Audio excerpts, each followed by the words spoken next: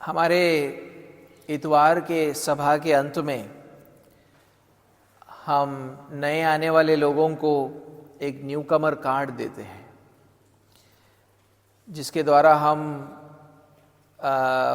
उनसे पूछते हैं कि आपके अगर कोई प्रार्थना विषय हो तो आप हमको बताएं तो हम आपके लिए प्रार्थना करें। तो जब उन न्यू कमर्स कार्ड को मैं अक्सर देखता हूं तो एक प्रार्थना विषय जो हम अक्सर खासकर गैर मसीहों से पाते हैं वो ये रहता है कि हम उनके जीवनों में शांति के लिए प्रार्थना करें, जीवनों में शांति के लिए प्रार्थना करें। अगर आप लोग भी अपने किसी गैर मसीही दोस्तों से पूछोगे कि हम आपके लिए किस विषय पर प्रार्थना करोगे, तो शायद आप भी पाओगे कि उनमें से बहुत सारे आपसे कहेंगे कि जीवन में शांति के लिए आप प्रार्थना कीजिए। तो ये इस तथ्य की ओर इशारा करता है कि इस दुनिया के लोगों के जीवनों में कोई शांति नहीं है। उनमें से बहुत से लोग जो है शिक्षित लोग हैं, आर्थिक रूप से स्थिर है, उनका रहन सहन अच्छा है, फिर भी उनके जीवनों में शांति नहीं है। यीशु मसीह उन सबको शांति का प्रस्ताव देता है और हम सब इस बात के गवाह है कि यीशु ने हमारे जीवनों में हमारे जीवनों को शांति से भरा है। एक समय था जब हम भी दुनिया के लोगों की तरह थे, लेकिन अब हमारे पास शांति है। बल्कि कुछ मसीह जिनके जीवनों में बहुत से चुनौतियां हैं, जो अपने विश्वास के कारण अपने कुटुंब और समाज से सताए जाते हैं, फिर भी उनके जीवन में अत्यंत शांति है। तो हम आज जानना चाहेंगे कि ऐसा क्यों, मसीह लोगों के जीवन में ये शांति कैसे आई, कैसे इस शांति का अनुभव करते हैं। यीशु मसीह अपने ऊपर विश्वास करने वालों को किस प्रकार की शांति देता है, इन सब बातों को आज हम इस प्रचार से सीखेंगे। तो आए हम यहूदा के दूसरे आयत को एक बार पढ़ें। लिखता है, दया और शांति और प्रेम तुम्हें बहुतायत से प्राप्त होता रहे। पिछले हफ्ते हमने सीखा कि इस पत्र के द्वारा यहूदा अपने पाठकों को यीशु मसीह के प्रभुत्व के बारे में सिखाना चाहता था, क्योंकि प्रभु यीशु मसीह हर आत्मिक आशीष पर परम प्रधान है। परमेश्वर पिता ने उन्हें सब बातों पर प्रभु ठहराया है। तो जब हम उनके सामने अपने घुटनों को टेकते हैं, ये अंगीकार करते हैं कि वो प्रभु है, तब प्रभु यीशु मसीह हमें आत्मिक आशीषों को देता है। हमारे जीवन में जो आत्मिक आशीषों का अभाव है उसको वो पूरा करता है। तो यहूदा चाहता था कि उसके पत्र को पढ़कर अगर उसके पाठक यीशु मसीह के प्रभुत्व को गंभीरता से लेने लगेंगे तो उनके जीवन में आत्मिक आशीषें आएंगी। खासकर कौन सी, जिसका वर्णन वो यहां पर करता है, दया, शांति और प्रेम, उसको बहुतायत से प्राप्त करे। और वो इन तीनों का उल्लेख इसलिए करता है कि उसके पीछे कारण है, जिसके बारे में मैंने पिछली बार भी कहा था कि वो दया के लिए क्यों प्रार्थना करता है। आज ही हम जानने का प्रयास करेंगे कि वो प्रेम के लिए क्यों प्रार्थना करता है। क्योंकि झूठे उपदेशकों के प्रभाव में आकर उसके पाठकों ने यीशु मसीह के प्रभुत्व को ही नकारना शुरू कर दिया था। और यहूदा ये देख रहा था कि उसके कारण उनके जीवनों में आत्मिक आशीषों का अभाव था, खासकर दया, शांति और प्रेम का। पिछली बार हमने पवित्र शास्त्र से यह भी समझा था कि जब लोग यीशु को प्रभु मानते थे और उसे दया मांगते थे, तब वो उन पर दया करता था। उनको पापों के परिणामों से बचा लिया जाता था। दया का मतलब क्या है कि हम जो पापों के कारण हमारे जीवन में जो परिणाम आ रहे हैं, बीमारी, गरीबी, दुष्टात्माओं से ग्रसित होना, इन सारे बातों से यीशु मसीह लोगों को छुड़ाते थे जब वो ये अंगीकार करते थे कि वो प्रभु है और उससे दया मांगते थे। और इतना ही नहीं, हमने ये भी समझा कि इन सारी आत्मिक आशीषों के लिए यीशु मसीह ने एक दाम भी चुकाया है। कहां पर?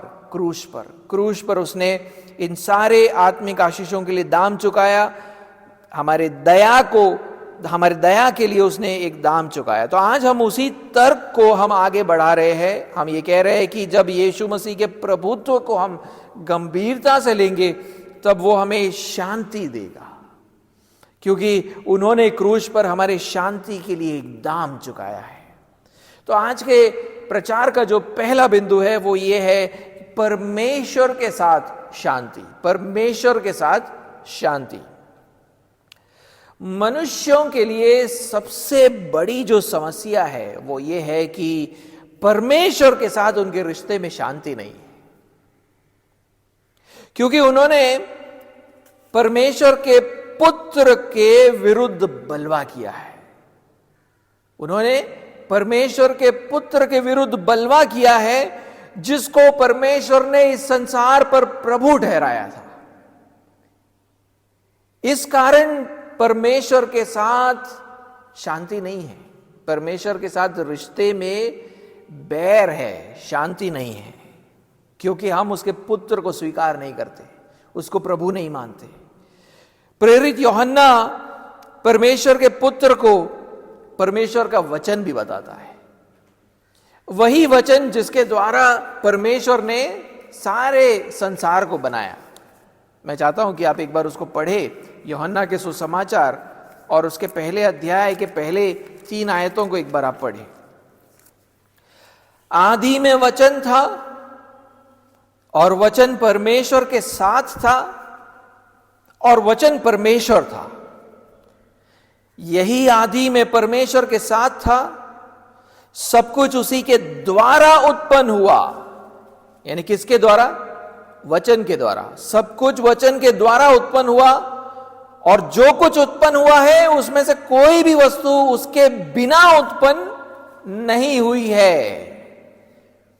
परमेश्वर ने सारे संसार को अपने पुत्र के द्वारा बनाया है। वो परमेश्वर का वचन है जिसके द्वारा सब कुछ बनाया गया है। परमेश्वर ने अपने पुत्र के द्वारा सारे संसार को बनाया, और उसने अपने पुत्र के लिए इस संसार को बनाया। सिर्फ परमेश्वर के पुत्र के द्वारा नहीं बनाया, उसके लिए भी बनाया गया है। उसका मतलब क्या है? परमेश्वर ने अपने पुत्र को इस संसार पर प्रभु ठहराया है, और संसार को उसकी महिमा करनी होगी, यह अंगीकार करके कि वो प्रभु है। उसलिए कहता है कि ये सारे संसार को उसके लिए बनाया गया है, ताकि ये सारा संसार उसकी महिमा करे। उसीलिए प्रेरित पौलुस कुलुसियों के पहले अध्याय में इस बात को स्पष्टता से कहता है। क्या कहता है?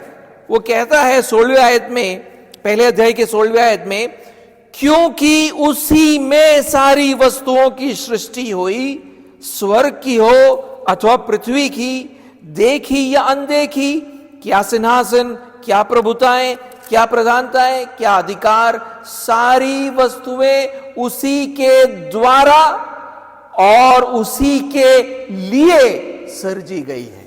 देख रहे, वहां पर वो लिखता है कि उसी के लिए सृजी गई है। लेकिन मनुष्यों ने क्या किया? मनुष्यों ने परमेश्वर के वचन के विरुद्ध बलवा किया, जिसके द्वारा सारे संसार को बनाया गया था। उन्होंने परमेश्वर के पुत्र के विरुद्ध बलवा किया, जिसके लिए सारा संसार बनाया गया था। उसीलिए देखिए, आप उत्पत्ति की किताब में जाओगे, उत्पत्ति की किताब उसके 2 अध्याय में आप अगर उसके 16वें और 17वें आयत में आप पढ़ोगे तो परमेश्वर का वचन क्या कहता है। देखिए, तब परमेश्वर ने और यहोवा परमेश्वर ने आदम को ये आज्ञा दी। तो अब परमेश्वर का वचन आ रहा है, ठीक है? परमेश्वर का वचन, तू वाटिका के सब वृक्षों का फल बिना खटके खा सकता है, पर भले या बुरे के ज्ञान का जो वृक्ष है उसका फल तू कभी ना खाना, क्योंकि जिस दिन तू उसका फल खाएगा उसी दिन अवश्य मर जाएगा। लेकिन मनुष्यों ने क्या किया? वचन के खिलाफ बलवा किया। सबसे पहले के मनुष्यों ने परमेश्वर के वचन के विरुद्ध बलवा किया। उसीलिए आप 3 अध्याय के 6वें आयत में देखिए क्या होता है। अतः जब स्त्री ने देखा कि उस वृक्ष का फल खाने के लिए अच्छा और देखने में मनभाव और बुद्धि देने के लिए चाहने योग्य भी है, तब उसने उसमें से तोड़कर खाया और अपने पति को भी दिया और उसने भी खाया। जो फल नहीं खाने को बोला था उसी फल को उन्होंने खाया। परमेश्वर के वचन को ठुकराया, परमेश्वर के वचन के विरुद्ध बलवा किया। उस दिन से मनुष्यों और परमेश्वर के बीच में बैर है, दुश्मनी है, क्योंकि आपने उसके वचन, उसके पुत्र के विरुद्ध बलवा किया है। और इसीलिए मनुष्यों और परमेश्वर के रिश्ते में कोई शांति नहीं है। इस खोए हुए शांति को पुनः स्थापित करने के लिए परमेश्वर ने अपने पुत्र को फिर इस संसार में भेजा। उसीलिए फिर प्रेरित यूहन्ना के पहले अध्याय 14वें आयत में कहता है, क्या कहता है? यूहन्ना के पहले अध्याय 14वें आयत में वो कहता है, और वचन देहधारी हुआ। जिस वचन से आपने बलवा किया वो वचन देहधारी होकर इस पृथ्वी पर आया। परमेश्वर के पुत्र ने, परमेश्वर के वचन ने मनुष्य का रूप लिया और इस संसार में जन्म लिया, ताकि हम ये जाने और विश्वास करें कि वही प्रभु है, ताकि परमेश्वर के साथ के रिश्ते में हम फिर से शांति पा सके। इसलिए देखिए लूका के पहले अध्याय और उसके 78 और 79 आयत में बपतिस्मा देने वाले यूहन्ना के पिता जकरिया एक भविष्यवाणी करते हैं। और देखिए उसमें क्या लिखते हैं, वो क्या बोलते हैं। वो पहला अध्याय, लूका का पहला अध्याय 78 और 79 आयत। ये हमारे परमेश्वर की उसी बड़ी करुणा से होगा जिसके कारण ऊपर से हम पर भोर का प्रकाश उदय होगा, कि अंधकार और मृत्यु की छाया में बैठने वालों को ज्योति दे और हमारे पावों को कुशल लिखा है वहां पर। लेकिन वो शब्द कौन सा है? शांति, जिसको हमने यहूदा में पढ़ा।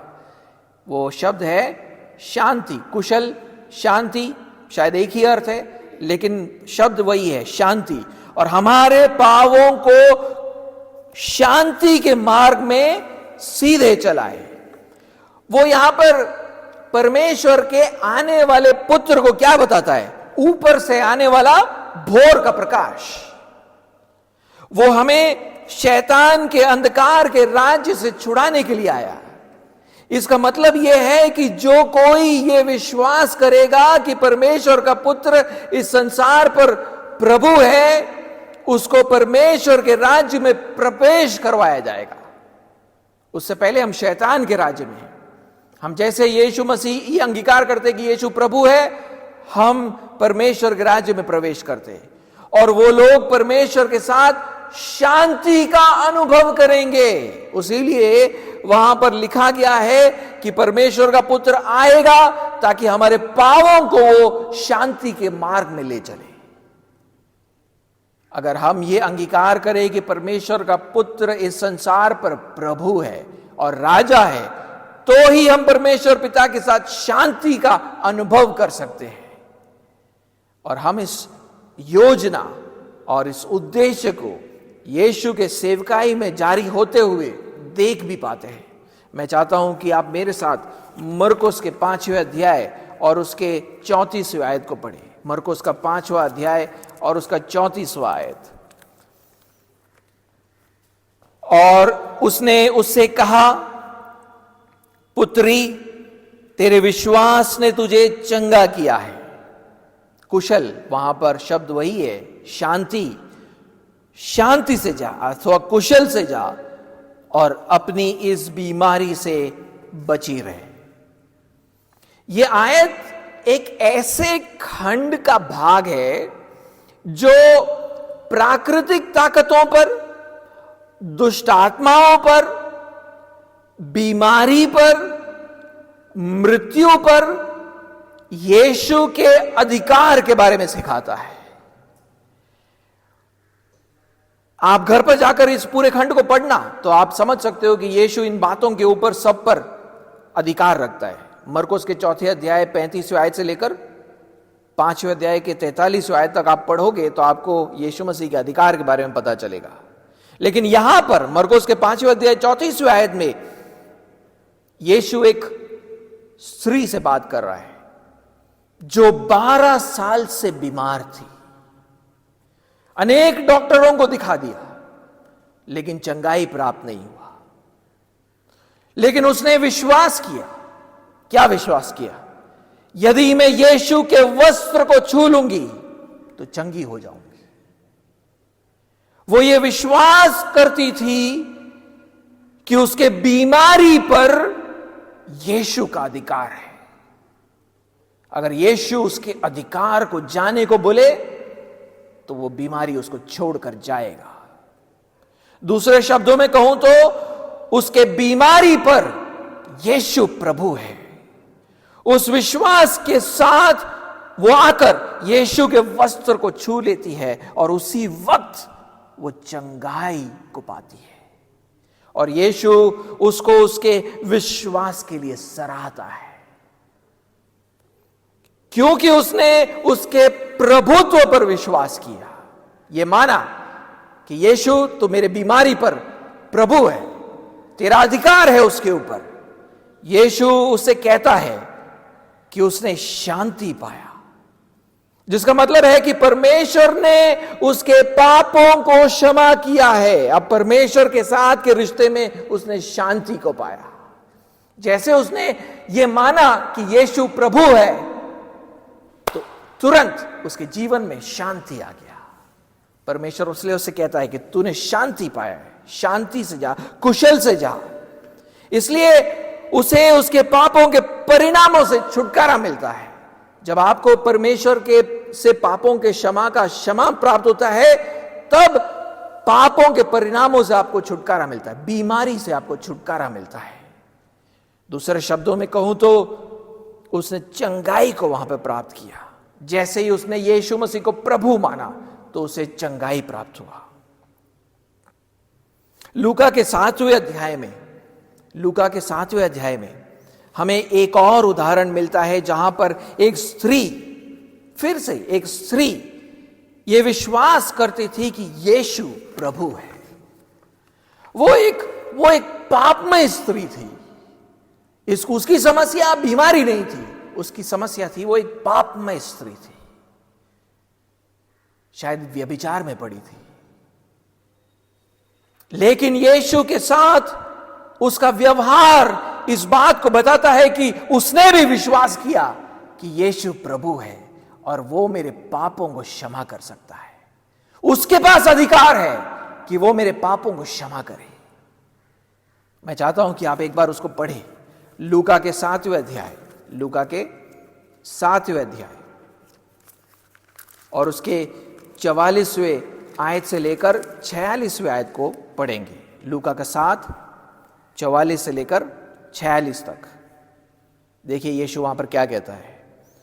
और उस स्त्री की ओर फिरकर, अब वो शमौन नामक एक फरीसी के घर पर आया हुआ है तो वो शमौन से बात कर रहा है।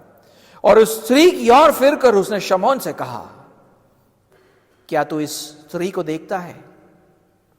मैं तेरे घर पे आया परंतु तूने मेरे पांव धोने के लिए पानी न दिया, पर इसने मेरे पांव आंसुओं से भिगोए और अपने बालों से पोंछा। तूने मुझे चूमा न दिया, पर जब से मैं आया हूं तब से इसने मेरे पांवों को चूमना ना छोड़ा है। तूने मेरे सिर पर तेल नहीं मला, पर इसने मेरे पांव पर इत्र मला है।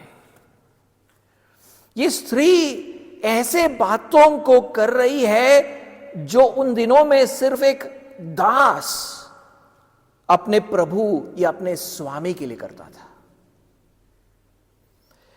जिसका मतलब यह था कि वो यीशु मसीह को अपना प्रभु मानती थी, स्वामी मानती थी।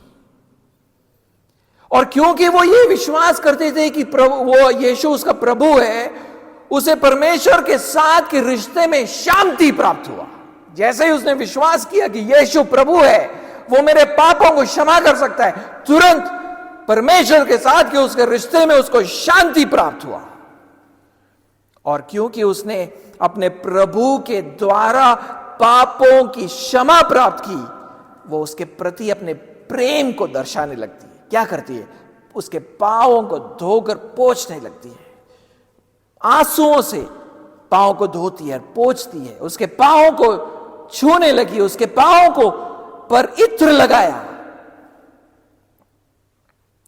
देखिए फिर यीशु उससे क्या कहता है 47वें आयत से 48वें आयत में, इसलिए मैं तुझसे कहता हूं, तो वो शमौन से कह रहा है, इसलिए मैं तुझसे कहता हूं कि इसके जो बहुत थे, इसके पाप जो बहुत थे क्षमा हुए, क्योंकि इसने बहुत प्रेम किया। पर जिसका थोड़ा क्षमा हुआ वो थोड़ा प्रेम करता है। तो वो कह रहा है, शमौन से कह रहा है, शमौन तू मुझसे क्यों इतना प्रेम नहीं करता है पता है? और ये स्त्री मुझसे इतना प्रेम क्यों करती है पता है? क्योंकि इसके बहुत से पाप क्षमा हुए। और उसने स्त्री से कहा तेरे पाप क्षमा हुए। और आप ध्यान दीजिए कि फिर वो 50वें आयत में उससे क्या कहता है, पर उसने स्त्री से कहा तेरे विश्वास ने तुझे बचा लिया है, शांति से चली जा या कुशल से चली जा। उसके विश्वास के कारण कि यीशु प्रभु है, वो मेरे पापों को क्षमा कर सकता है, परमेश्वर ने उसके पापों को क्षमा किया और उसे पापों के दोष से बचाया। पापों का जो दोष जो वो लेकर घूम रही थी, उससे उसको छुटकारा प्राप्त हुआ। अब परमेश्वर के साथ वो शांति का अनुभव करने लगी। उसके परमेश्वर के साथ जो उसका रिश्ता था, उसमें वो शांति का अनुभव करने लगी। तो यीशु इस संसार में इसलिए आया ताकि हमको ये सिखाए कि वो प्रभु है, और उस पर विश्वास करने के द्वारा हम परमेश्वर के साथ शांति का अनुभव कर सकते हैं। उसीलिए प्रेरित पौलुस, देखिए एफेसियों के 2 अध्याय और उसके 17वें और 18वें आयत में क्या कहता है। एफेसियों का 2 अध्याय 17 और 18वां आयत, पौलुस कहता है, उसने आकर, किसने? यीशु मसीह ने, उसने आकर तुम्हें जो दूर थे, दूर कौन थे? गैर यहूदी थे, और उन्हें जो निकट थे, निकट कौन थे? यहूदी थे, दोनों को मेल मिलाप, वहां पर जो शब्द है मेल मिलाप, ये वही शब्द है शांति, दोनों को शांति का सुसमाचार सुनाया, क्योंकि उसी के द्वारा, किसके द्वारा? यीशु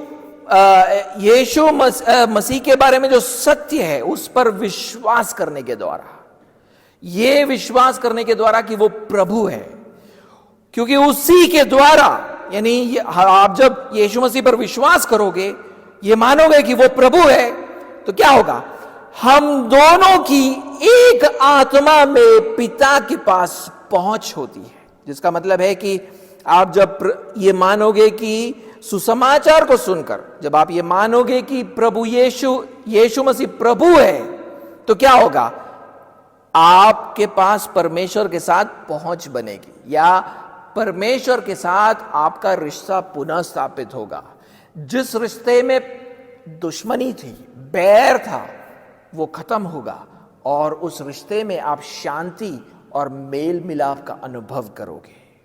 उसीलिए प्रेरित पौलुस रोमियो के 5वें अध्याय 1 आयत में यह भी कहता है तो अपने प्रभु यीशु मसीह के द्वारा। किसके द्वारा? अपने प्रभु यीशु मसीह के द्वारा परमेश्वर के साथ मेल रखे या परमेश्वर के साथ मेल को पाए।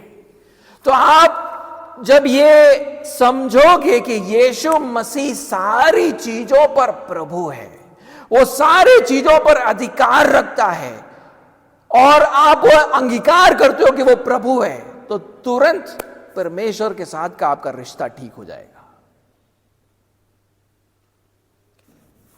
प्रेरित पतरस प्रेरितों के 10वें अध्याय 36वें आयत में देखिए क्या कहता है। प्रेरित पतरस प्रेरितों का 10वां अध्याय 36वां आयत,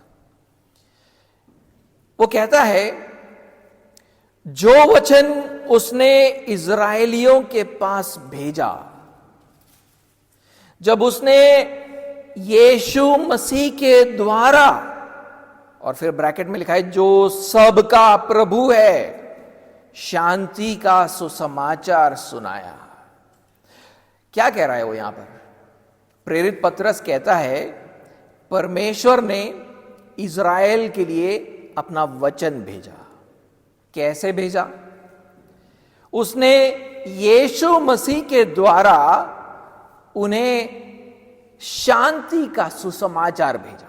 शांति का सुसमाचार। परमेश्वर ने अपने पुत्र को बोला, तू जाकर उनको शांति का सुसमाचार सुना। और पतरस इस बात पर जोर डालता है कि शांति के सुसमाचार में सबसे महत्वपूर्ण संदेश क्या है? सबसे महत्वपूर्ण संदेश क्या है? वो है, ये है कि यीशु प्रभु है। इसलिए वो वहां पर लिखता है खास करके, जो सबका प्रभु है।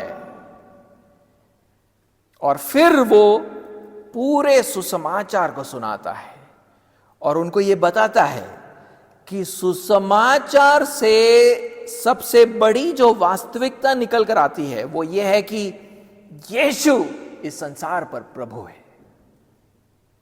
और वो उनसे कहता है कि अगर वो उसे प्रभु करके पुकारे, अगर यीशु मसीह को आप प्रभु करके पुकारोगे, तो परमेश्वर आपके पापों को क्षमा करेगा। मैं चाहता हूं कि आप उसको पढ़े। प्रेरितों का 10वां अध्याय और उसके 38वें आयत से 43वें आयत तक वो सुसमाचार को बांटता है। और देखिए वो सुसमाचार में क्या कहता है। 10वां अध्याय 38 से लेकर 43वां आयत। परमेश्वर ने किस रीति से यीशु नासरी को पवित्र आत्मा और सामर्थ से अभिषेक किया। वह भलाई करता और सबको जो शैतान के सताए हुए थे अच्छा करता फिरा, क्योंकि परमेश्वर उसके साथ था।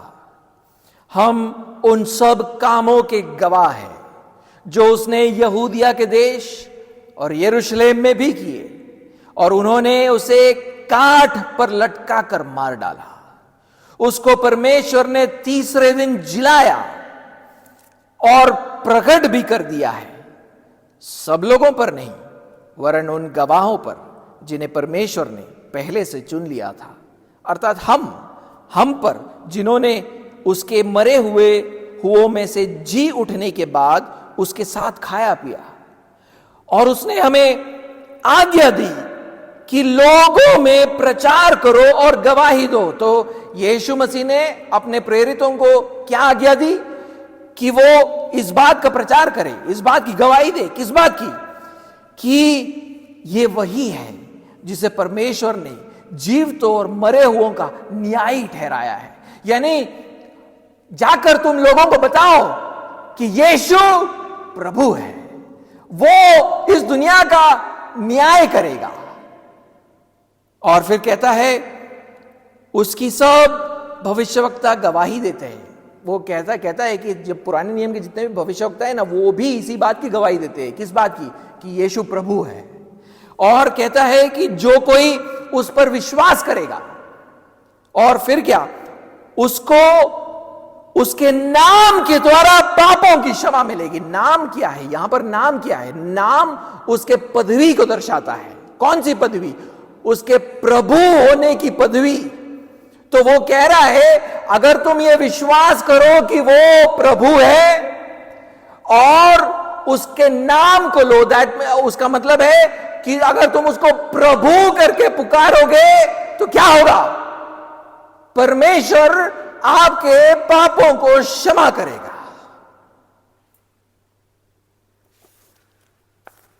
जब पतरस ये बोल ही रहा था तो उसके सुनने वाले गैर यहूदियों ने यह सुना और विश्वास किया कि यीशु मसीह प्रभु है।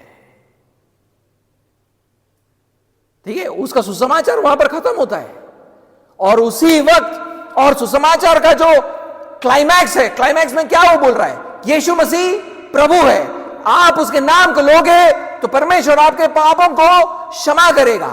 तो वहां पर सुनने वाले लोग जो है वो इस बात को विश्वास करते हैं, और जैसे ही विश्वास करते हैं क्या होता है? पवित्र आत्मा के द्वारा उनको भर दिया गया। वहां पर 44वें आयत को एक बार पढ़े, वहां पर क्या लिखा है? पतरस ये बातें कह ही रहा था कि पवित्र आत्मा वचन के सब सुनने वालों पर उतर आया। जिसका मतलब है जब उन्होंने ये विश्वास किया कि यीशु प्रभु है तो परमेश्वर ने उनके पापों को क्षमा किया। क्यों? पापों को क्षमा किए बिना आप पवित्र आत्मा का दान नहीं पा सकते हो। पापों को क्षमा किया और उनको पवित्र आत्मा के द्वारा हरेक आत्मिक आशीष से भर दिया। इसको देखकर पतरस ने यह आज्ञा दी कि उन्हें यीशु मसीह के नाम से बपतिस्मा दिया जाए। अगर पवित्र आत्मा से भर गए हैं तो अब इनको कौन रोक सकता है बपतिस्मा पाने से? इनको तुरंत बपतिस्मा दिया जाए। यीशु मसीह के नाम उन्हें बपतिस्मा दिया गया। हम वहां पर इस बात को पढ़ते हैं। आपने ध्यान दिया होगा कि पतरस के इस संदेश में उसने ये भी कहा कि यीशु को क्रूस पे मारा गया था। 39वें आयत में वो महत्वपूर्ण है। क्रूस पर हमारे प्रभु यीशु उसके खिलाफ हुए बलवे का दंड चुकाते हैं। जो बलवा उसके खिलाफ हमने किया उसका दाम कौन चुकाता है? वही चुकाता है। हमें चुकाना चाहिए था लेकिन चुकाता कौन है? वो चुकाता है। और उस दंड का एक भाग ये भी है कि परमेश्वर के साथ हमारा बैर है, दुश्मनी है, इसीलिए शांति नहीं है हमारे जीवनों में। परमेश्वर के साथ जब तक शांति नहीं होगा ना, हमारे जीवनों में कोई शांति नहीं आ सकता है। परमेश्वर के साथ के रिश्ते में कोई शांति नहीं रह गया है। तो जब आप ये विश्वास करते हो कि परमेश्वर का पुत्र हमारा प्रभु यीशु मसीह आए और हमें पाप और पापों के परिणामों से बचाने के लिए वो क्रूस पर मरे, तो परमेश्वर हमें क्षमा करता है और हमें पापों के परिणामों से छुड़ाता है। और उस उद्धार का भाग ये भी है, एक भाग ये भी है, हम परमेश्वर के साथ शांति का अनुभव करने लगते हैं।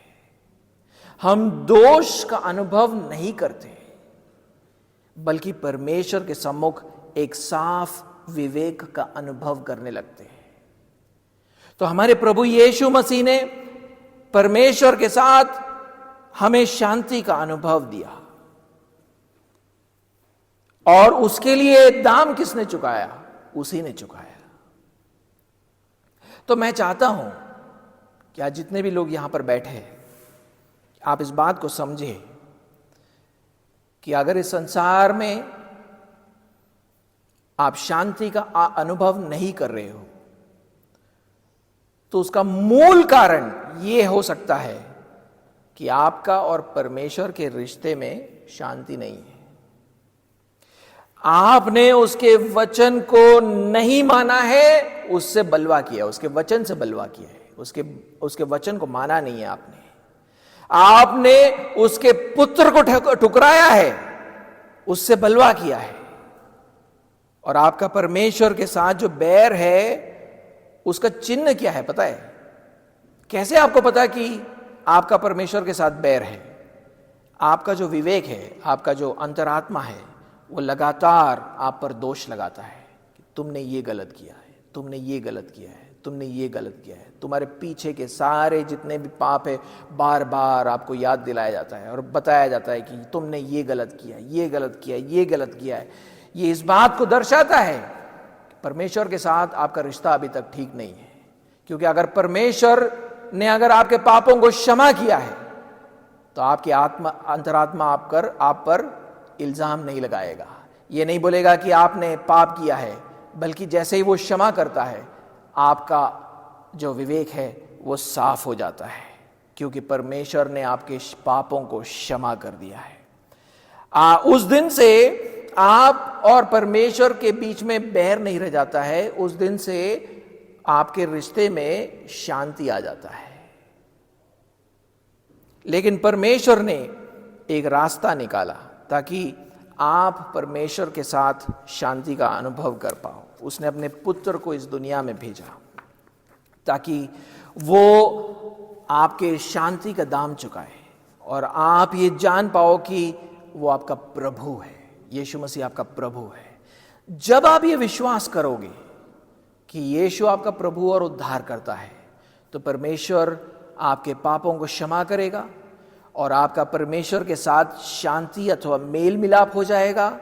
और उस क्षमा और शांति का चिन्ह ये होगा कि आप एक साफ विवेक का अनुभव करोगे और आपका विवेक आप पर दोष नहीं लगाएगा। तो क्या आप इस संसार में शांति चाहते हो? तो पहले ये विश्वास करो कि यीशु मसीह प्रभु और उद्धार करता है और परमेश्वर के साथ आपका जो शांति है वो फिर से पुनः स्थापित होगा। आज का दूसरा बिंदु, संसार में शांति। संसार में शांति। जब परमेश्वर के साथ शांति स्थापित हो जाता है, तब बाकी का जो बलवाई संसार है वो आपके बैरी हो जाते हैं।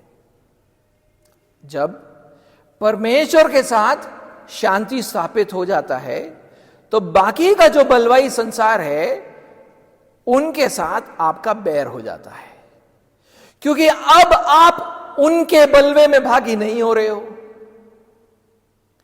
बल्कि आप तो प्रभु यीशु मसीह के अधीन हो चुके हो। आप उनके आज्ञाओं को मानने लगे हो। तो परमेश्वर के साथ शांति का मतलब है संसार से बैर, संसार से दुश्मनी। वो आपके शांति को भंग करने का प्रयास करेंगे। जो शांति आपने परमेश्वर से पाया है उस शांति को भंग करने का प्रयास कौन करेगा? संसार करेगा। लेकिन पवित्र शास्त्र में सिखाता है कि उस परिस्थिति में भी मसीही लोग शांति का अनुभव करेंगे, क्योंकि परमेश्वर की ओर से आने वाली शांति दुनिया के बैर से खत्म नहीं हो जाने वाली। परमेश्वर से आने वाली शांति इनके बैर पर विजय प्राप्त करता है।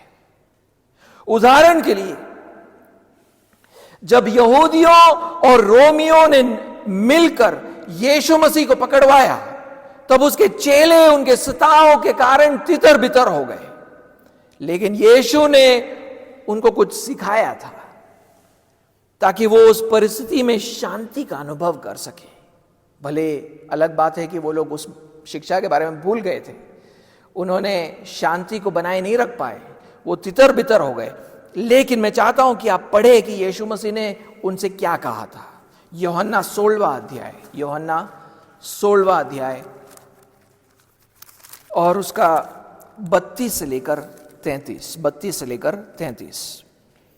यीशु मसीह कहते हैं, देखो वह घड़ी आती है, वरना पहुंची है कि तुम सब तितर बितर होकर अपना अपना मार्ग लोगे और मुझे अकेला छोड़ दोगे। तो भी मैं अकेला नहीं, क्योंकि पिता मेरे साथ है। मैंने ये बातें तुमसे इसलिए कही है कि तुम्हें मुझ में शांति मिले। संसार में तुम्हें क्लेश होता है, परंतु ढाढ़स बांधो, मैंने संसार को जीत लिया है, या मैंने संसार पर जीत हासिल कर लिया है। मैं चाहता हूं कि आप जो अंत के शब्द है उस पर ध्यान दें। वो उनसे कहता है, इस संसार में तुम क्लेश का अनुभव करोगे। जिन लोगों ने भी परमेश्वर के साथ मेल मिलाप कर लिया है, परमेश्वर के साथ अपने संबंध को स्थापित कर लिया है, वो दुनिया से क्लेश का अनुभव करेंगे। लेकिन उस परिस्थिति में भी वो ढाढ़स बांध सकते हैं। कैसे? ये जानकर कि उसने संसार पर जीत हासिल किया है। दूसरे शब्दों में कहूं तो ये जानकर कि वो प्रभु है और वो संसार पर राज्य करता है, जो संसार हमको सताती है। जो संसार हमको सताती है, उस संसार पर प्रभु कौन है? हमारा प्रभु यीशु मसीह। उसीलिए जब संसार हमसे बैर करता है, हम शांति को खोते नहीं है, क्योंकि हम जानते हैं कि यीशु मसीह प्रभु है, वो उनको नियंत्रित करता है। जी हां, इस बैरी संसार पर यीशु का प्रभुत्व हमें शांति से भर देता है। उसीलिए आप देखोगे कि जब यहूदियों से डरकर उसके चेले घर पर एक दिन बंद थे, तब पुनरुत्थान पाए हुए यीशु उनके पास आते हैं और उनसे कहते हैं कि आप शांति पाओ। यीशु मसीह ये कह सकते थे। क्यों कह सकते थे? क्योंकि उन्होंने मृत्यु पर जीत हासिल कर यहूदियों और रोमियों के युक्तियों पर जीत हासिल किया। जिसका मतलब यह है कि चेलों के बैरी पर कौन प्रभु है? यीशु प्रभु है। उनके सताने वालों पर यीशु प्रभु है। सताने वालों पर छोड़ो, अगर मृत्यु भी आ जाए तो मृत्यु पर कौन प्रभु है? यीशु प्रभु है। अगर उनके सताने वाले उनको मार भी दे तो भी उन्हें चिंता करने की जरूरत नहीं है, क्योंकि उन्हें अनंत जीवन प्राप्त होगा। इसलिए वो सताव के बीच में भी शांति का अनुभव कर सकते हैं। पढ़कर देखिए 20वें अध्याय में, यूहन्ना 20वां अध्याय, और यीशु मसीह वहां पर आकर उस डरे हुए चेलों से क्या कहते हैं। 19वां आयत और 20वां आयत, यूहन्ना 20 उसका 19 और 20। उसी दिन जो सप्ताह का पहला दिन था, यानी पुनरुत्थान का जो दिन था, उसकी बात कर रहे। संध्या के समय जब वहां के द्वार जहां चेले थे यहूदियों के डर के मारे बंद थे, तब यीशु आया और उनके बीच में खड़ा होकर उनसे कहा, तुम्हें शांति मिले। डर रहे थे, लेकिन उनसे कहा कि तुम्हें शांति मिले। और यह कहकर उसने अपना हाथ और अपना पंजर उनको दिखाया। तब चेले प्रभु को देखकर, देखिए क्या लिखा है, प्रभु को देखकर आनंदित हुए। क्या बताया जा रहा है? पुनरुत्थान पाए हुए प्रभु को देखकर उनका डर आनंद में परिवर्तित हो गया, और अब वो साहस के साथ जाकर बैरी दुनिया को सुसमाचार सुना सकते हैं। उनको दुनिया को कह सकते हैं कि हम डरते नहीं हैं, हम तुम्हें सुसमाचार सुनाएंगे, क्योंकि प्रभु में उनके पास शांति था। उसीलिए यीशु उनको 21वें आयत में देखो क्या कहता है। यीशु ने फिर उनसे कहा, तुम्हें शांति मिले। जैसे पिता ने मुझे भेजा है, वैसे ही मैं भी तुम्हें भेजता हूं। प्रभु यीशु मसीह हमारे सताने वालों को भी विश्वासियों में बदलकर हमें शांति प्रदान करता है। हमें सताने वालों को वो विश्वासियों में बदल देता है। आपको याद है ऐसी कहानी प्रेरितों के कृत्य में? हमने देखा कैसे प्रभु यीशु ने पौलुस को, जो कलीसिया का सबसे बड़ा सताने वाला था, उसको विश्वासी बना देता है। उन्होंने देखा पौलुस ने भी यह विश्वास किया है कि यीशु प्रभु है, जिसके कारण वो भी बड़े साहस से सुसमाचार की घोषणा करने लगा था।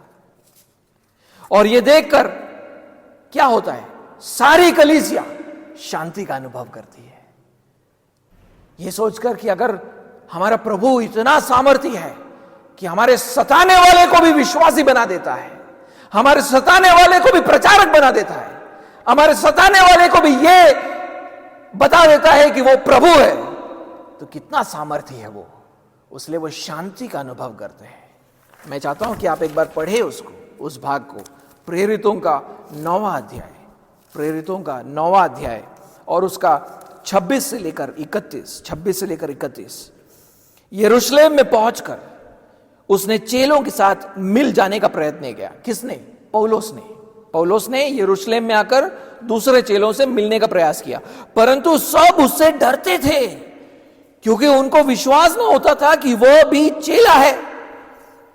परंतु बरनबास ने उसे अपने साथ प्रेरितों के पास ले जाकर उनको बताया कि इसने किस रीति से मार्ग में प्रभु को देखा और उसने इससे बातें की। फिर दमिश्क में उसने कैसे हियाव से यीशु के नाम से प्रचार किया। वह उनके साथ यरूशलेम में आता जाता रहा और निधड़क होकर प्रभु के नाम से प्रचार करता था और यूनानी भाषा बोलने वाले यहूदियों के साथ बातचीत और वाद विवाद करता था, परंतु वे उसे मार डालने का यत्न करने लगे। ये जानकर भाई उसे कैसरिया ले आए और तरसुस को भेज दिया। इस प्रकार सारे यहूदिया और गलील और सामरिया में कलीसिया को चैन लिखा है, वहां पर शब्द क्या है? शांति मिला उनको, शांति, और उसकी उन्नति होती गई और वह प्रभु के भय और पवित्र आत्मा की शांति में चलती और बढ़ती गई, शांति में चलती और बढ़ती गई। जब कलीसिया को यह पता चल जाता है कि हमारा प्रभु इतना सामर्थी है कि हमारे सताने वालों को भी वो बदल सकता है, तो उनको एक शांति प्राप्त हो जाता है। यीशु हमें ये सिखाकर कि वो इस बैरी संसार का प्रभु है, वो हमें शांति प्रदान करना चाहता है। हाल ही में मैंने एक पास्टर और उसके वाइफ के प्रेयर पॉइंट को आपके साथ साझा किया था, जिनको यूपी में फोर्स्ड कन्वर्जन के नाम पर 5 साल का कैद सुनाया गया। दोनों को 5 साल का कैद सुनाया गया था और उनको यह सजा 8 महीने जेल में रहने के बाद सुनाया गया था। 8 महीने से जेल में थे और 8 महीने जेल में रहने के बाद यूपी के कोर्ट ने दोनों को 5-5 साल का कैद सुनाया। दोनों के लिए देश भर में मसीह लोग उनके रिहाई के लिए प्रार्थना कर रहे थे, प्रभु यीशु मसीह के सामने अपने घुटनों को टेक रहे थे। हाल ही में हमें पता चला कि उनको कोर्ट से बेल मिल गया, शायद सुप्रीम कोर्ट से उनको बेल मिल गया। आज वो जेल से बाहर है। जब हम प्रभु यीशु मसीह से प्रार्थना करते हैं, वो हमें इस बैरी दुनिया से बचाता है। उसीलिए हमें दुनिया से डरने की जरूरत नहीं है, क्योंकि उनके ऊपर प्रभु कौन है? यीशु मसीह है। उसीलिए हम डरते नहीं, बल्कि उस बैरी दुनिया से दुनिया में हम शांति का अनुभव कर सकते हैं और ये शांति हमें इस दुनिया में और साहस के साथ जीने के लिए आश्वस्त कर सकता है। ये शिक्षा खास करके हमारे लिए है जो भारत देश में रहते हैं। इस देश में मसीहों के खिलाफ सताव बढ़ता जा रहा है, हर दिन बढ़ता जा रहा है और हम डर के साथ जीते हैं। लेकिन आए हम प्रभु यीशु के नाम से प्रार्थना करें ताकि हम शांति से भर जाए, ताकि हमें इस देश में सुसमाचार सुनाने का साहस प्राप्त हो। पिता परमेश्वर, हम प्रभु यीशु के नाम से प्रार्थना करते हैं कि हमारे पास हमारे बैरी पड़ोसियों और बैरी सहकर्मियों और स्कूल और कॉलेज की दोस्तों और रोड पर अथवा मेट्रो पर अथवा पार्क में मिलने वाले अनजान लोगों के साथ सुसमाचार सुनाने के लिए साहस प्राप्त हो। हम साहस के साथ ये घोषणा कर पाए कि यीशु ही प्रभु और उद्धार करता है। आज का तीसरा और आखिरी बिंदु, कलीसिया में शांति। कलीसिया में शांति। मसीही लोग जो यीशु मसीह के प्रभुत्व को मानते हैं वो आपस के रिश्तों में शांति का अनुभव करते हैं, क्योंकि वो मसीह के व्यवस्था के अनुसार चलते हैं, जो ऐसी व्यवस्था है जो शांति और एकता को प्रोत्साहित करता है। मैं इसको समझाना चाहूंगा। मैं चाहता हूं कि आप मेरे साथ एफेसियों का दूसरा अध्याय पढ़ें। एफेसियों का दूसरा अध्याय और उसका 14वां और 15वां आयत पढ़ें। 14वां और 15वां आयत। क्योंकि वही यानी यीशु मसीह हमारा मेल, वो जो शब्द है मेल, वो वही शब्द है जिसको हम पढ़ रहे हैं आज, शांति। क्योंकि वही हमारा शांति है जिसने दोनों को यानी यहूदियों को गैर यहूदियों को दोनों को एक कर लिया और अलग करने वाली दीवार को जो बीच में थी ढा दिया और अपने शरीर में बैर अर्थात वह व्यवस्था जिसकी आज्ञाएं विधियों की रीति पर थी मिटा दिया कि दोनों से अपने में एक नया मनुष्य उत्पन्न करके मेल अथवा शांति करा दे। 14वें आयत में पौलुस कलीसिया से कहता है यीशु हमारा मेल अथवा शांति है। यीशु हमारा मेल अथवा शांति है। उन दिनों में कलीसिया में दोनों लोग होते थे, यहूदी और गैर यहूदी, और जो पहले कट्टर दुश्मन हुआ करते थे। समझ रहे हो? कलीसिया में ऐसे लोग जो पहले कट्टर दुश्मन हुआ करते थे, लेकिन पौलुस कहता है यीशु ने उनके बीच जो अलग करने वाली दीवार थी उसको उसने ढा दिया था। अलग करने वाली दीवार क्या थी? वो 15वें आयत में कहता है क्रूस पर यीशु के बलिदान के कारण मूसा द्वारा दिए गए व्यवस्था को मिटा दिया गया है। क्रूस पर यीशु के मृत्यु के कारण मूसा के द्वारा आए व्यवस्था को मिटा दिया गया है। उस व्यवस्था का उद्देश्य क्या था आपको पता है? मूसा के द्वारा व्यवस्था परमेश्वर ने क्यों दिया था? उसका एक उद्देश्य यह था कि यहूदियों को अविश्वासी गैर यहूदियों से दूर रखा जाए।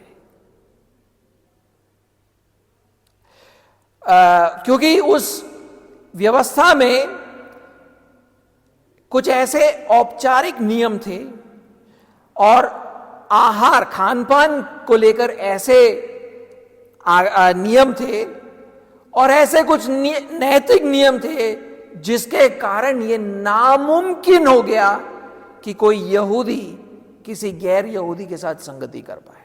तो गैर यहूदियों के प्रभाव से बचाने के लिए ऐसी व्यवस्था दी थी। इसलिए यहूदियों और गैर यहूदियों को अलग करने वाली दीवार क्या थी? परमेश्वर की यह व्यवस्था थी जो उसने मूसा के द्वारा दिया था। और इस व्यवस्था को सिद्ध रीति से पूरा करके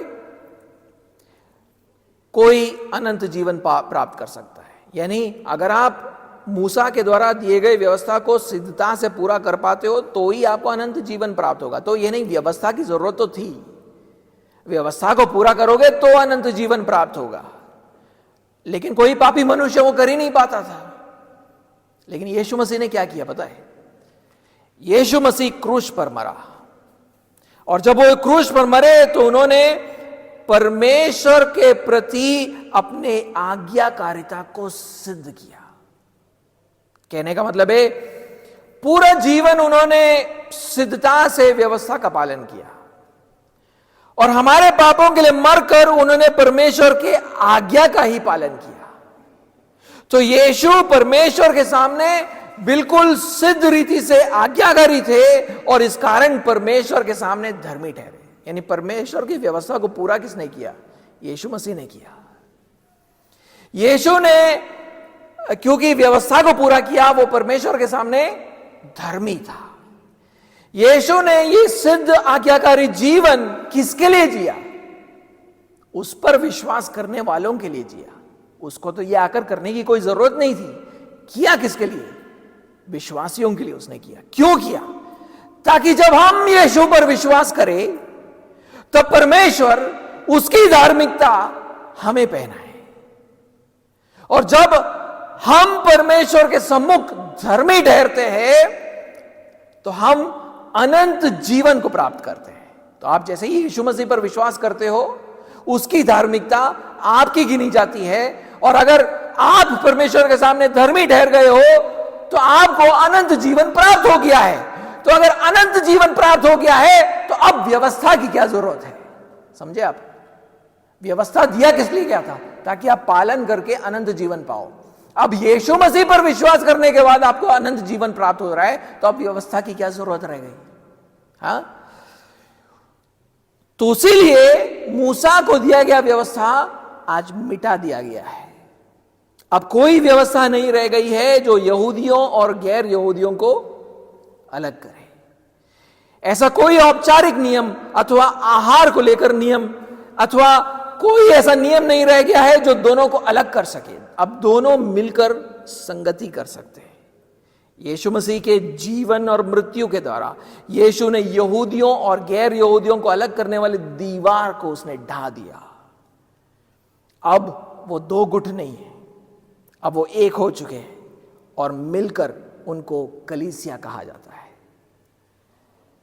और जब वो एक साथ आते हैं तब वो किस बात का अनुभव करते हैं? शांति का अनुभव करते हैं। उसीलिए पौलुस कहता है यीशु हमारा मेल शांति है। उसके क्रूस पर दिए गए बलिदान के कारण द्वारा उन्होंने अलग अलग जाति और धार्मिक संदर्भ से आने वाले विश्वासियों के बीच में क्या स्थापित किया? शांति को स्थापित किया। अच्छा, इसका मतलब यह नहीं है कि कलीसिया अब व्यवस्थाहीन हो चुकी है। मूसा द्वारा दिए गए पुराने व्यवस्था के बदले प्रभु यीशु ने अपने प्रेरितों के द्वारा हमें नई व्यवस्था दिया। इसको मसीह का व्यवस्था कहते हैं, मसीह की व्यवस्था कहते हैं। आप वचन को पढ़ोगे तो वो शब्द आएंगे, मसीह की व्यवस्था। मसीह की व्यवस्था मूसा के व्यवस्था में दिए गए नैतिक नियमों को जारी रखता है, मॉरल लॉस को जारी रखता है, लेकिन बाकी के जो व्यवस्था है उसको उस पर रोक लगा देता है। यानी जो औपचारिक जो नियम थे कि बलिदान करो, मंदिर जाओ, और जो खान पान को लेकर जो नियम थे कि यही खाओ ये मत खाओ, ये सारा बंद कर दिया। तो इससे क्या हुआ? बहुसांस्कृतिक कलीसिया में शांति स्थापित हुआ। अलग अलग प्रकार के लोग आकर संगति कर सकते हैं। उनको सिर्फ व्यवस्था के नैतिक बातों को देखने की जरूरत है, बाकी यहूदियों को खास दिए गए उन नियमों का पालन करने की जरूरत नहीं है। उसीलिए आप देखते हो कि रोमियो के 14वें अध्याय में पौलुस ने ये तर्क देता है कि हमारा जो खान पान है किसी दूसरे मसीह के लिए ठोकर का कारण नहीं बनना चाहिए, बल्कि जिन बातों के बारे में मसीह की व्यवस्था कुछ नहीं कहती है उन बातों पर हमें फ्लेक्सिबल रहना चाहिए। देखिए पौलुस क्या कहता है, रोमियो का 14वां अध्याय, रोमियो का 14वां अध्याय और 15 से लेकर 17 पढ़े, 15 से लेकर 17। यदि तेरा भाई तेरे भोजन के कारण उदास होता है तो फिर तू प्रेम की रीति से नहीं चलता। जिसके लिए मसीह मरा उसको तू अपने भोजन के द्वारा नष्ट ना कर। अतः तुम्हारे लिए जो भला है उसकी निंदा ना होने पाए, क्योंकि परमेश्वर का राज्य खाना पीना नहीं परंतु धर्म और मेल मिलाप या शांति और वो आनंद है जो पवित्र आत्मा से होता है। परमेश्वर के राज्य में जहां पर मसीह यीशु प्रभु और राजा है, वो राज्य मसीह के व्यवस्था से नियंत्रित होता है ताकि उसके लोगों के बीच में शांति बना रहे। मसीह के व्यवस्था ऐसा कुछ भी प्रोत्साहित नहीं करता है जिसके कारण हमारे बीच में फूट और बैर उत्पन्न हो। और हमें इस व्यवस्था का पालन करके हमारे प्रभु यीशु मसीह का सेवा करने के लिए बुलाया गया है ताकि हमारे बीच में शांति हो और एक दूसरे का सुधार हो। पढ़िए वहां पर आगे क्या कहता है वो, रोमियो का 14वां अध्याय और उसका 18वां और 19वां आयत। जो कोई इस रीति से मसीह की सेवा करता है वो परमेश्वर को भाता है और मनुष्यों में ग्रहण योग्य ठहरता है। इसलिए हम उन बातों में लगे रहे जिनसे मेल मिलाप और एक दूसरे का सुधार हो या शांति को प्रोत्साहित किया जाए। लेकिन जिस कलीसिया को यहूदा अपना पत्र के द्वारा वो संबोधित कर रहा था, वो इस नए व्यवस्था का पालन नहीं कर रहा था, यानी मसीह के व्यवस्था का पालन नहीं कर रहा था, बल्कि वो तो सोचने लगे कि वो जैसा चाहे वो वैसा जीवन जी सकते हैं। शायद ये ऐसे लोग थे जो ये सोचते थे कि क्योंकि मूसा का व्यवस्था को अब मिटा दिया गया है तो अब कोई व्यवस्था नहीं रह गई है। कोई व्यवस्था, शायद यहूदी लोगों को, अक्सर ज्यादा यहूदी लोगों को लिख रहे हैं वो।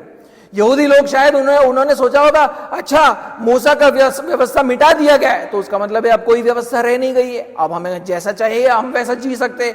नहीं, पौलुस ऐसे लोगों से रोमियो के 6वें अध्याय 15वें आयत में कहता है, तो क्या हुआ, क्या हम इसलिए पाप करें कि हम व्यवस्था के अधीन नहीं वरन अनुग्रह के अधीन है? कदापि नहीं। तो पहले मसीही लोगों को मसीह के व्यवस्था का पालन करना चाहिए क्योंकि यीशु मसीह हमारा प्रभु है, उसने ये व्यवस्था को दिया है। दूसरी बात, उन्होंने ये व्यवस्था हमें इसलिए दी है ताकि हमारे बीच में शांति और एकता बनी रहे। तो अगर कलीसिया में अगर ऐसे लोग आएंगे जो मसीह यीशु के व्यवस्था का पालन नहीं करेंगे तो क्या होगा? हमारे बीच में क्या उत्पन्न होगा? फूट और बैर उत्पन्न होगा। क्योंकि क्या होगा, लोग अपने अपने जीवनों को चलाने के लिए अपने अपने व्यवस्था को लेकर आएंगे और इसके कारण झगड़े उत्पन्न होंगे।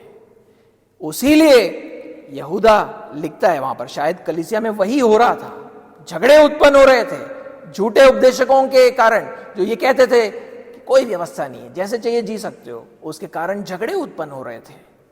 इसलिए वो दूसरे आयत में हमसे कहता है, दया और शांति और प्रेम तुम्हें बहुतायत से प्राप्त होता रहे। प्रभु यीशु ने अपने व्यवस्था के द्वारा हमारे रिश्तों में शांति को स्थापित किया है। इसलिए हमें बड़े ध्यान से उसके व्यवस्था का अध्ययन करना चाहिए और उसका पालन करना चाहिए।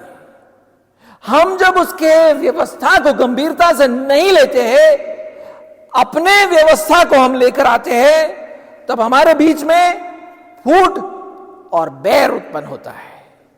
इसलिए छोटी छोटी बातों पर कलीसियाओं में झगड़े उत्पन्न हो जाते हैं। क्यों? ये ऐसी कलीसियाएं जो मसीह के व्यवस्था को गंभीरता से नहीं लेते, और क्योंकि मसीह के व्यवस्था को गंभीरता से नहीं लेते तो वो अपने अपने नए नए रूल्स और रेगुलेशंस लेते आते, तो कलीसियाओं में क्या होता है? झगड़े उत्पन्न होते हैं। एक गुट बोलता है कि कलीसिया में जूते पहनकर आ सकते हैं, दूसरा गुट बोलता है नहीं, जूते पहनकर कलीसिया में नहीं आ सकते। एक गुट कहता है कलीसिया में ड्रम्स बजा सकते हैं, दूसरा गुट कहता है नहीं, ड्रम्स बजा नहीं सकते। एक गुट कहता है कि हम कलीसिया में जो है फॉर्मल क्लोथ्स पहनकर आए, दूसरा गुट कहता है नहीं, हम कलीसिया में इनफॉर्मल क्लोथ्स में भी आ सकते हैं। ऐसे बातों पर झगड़ा ना करे, क्योंकि मसीह की व्यवस्था इन विषयों पर कोई आदेश नहीं देता है। वो इन विषयों में हमें आजादी देता है ताकि कलीसिया में शांति बना रहे। इसलिए बड़े ध्यान से मसीह की व्यवस्था का अध्ययन करें और पूरे शक्ति से उसका पालन करें। इसी तरह हमारे रिश्तों में शांति बनी रह सकती है।